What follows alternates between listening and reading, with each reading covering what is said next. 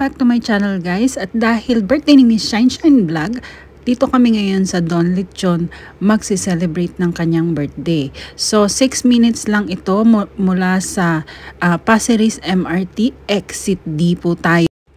Then kakanan ka, hanapin mo yung Grand Link Square. Sa gilid lang ito ng Grand Link Square guys. So napakadali niyang hanapin. At ito na nga guys, nagkakainan na nga kami dito. At dami-daming food. So ito ay Lechon Restaurant. Kaya ang mga food ay, ayan po yung place.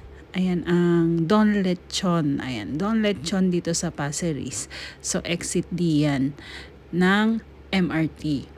So, ito ay lechon sisig, lechon sinigang.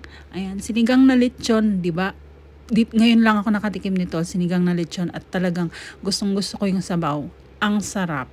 And then yan, yung sisig na lechon is very crispy yung balat and talagang napakasarap niya.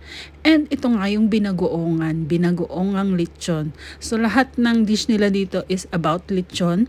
So ayan, yung binagoongang lechon, mild lang yung kanyang spice. So kayang-kayang kainin kahit ng bata. At napakasarap niya guys.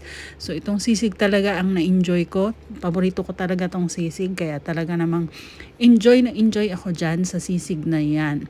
So sinigang na lechon, sisig, binagoongang lechon. Ayan ang ating dish dito sa kanyang birthday party. At syempre hindi mawawala ang lechon. Ayan, lechon guys, napaka-crispy ng balat at talaga namang ang sarap-sarap niya.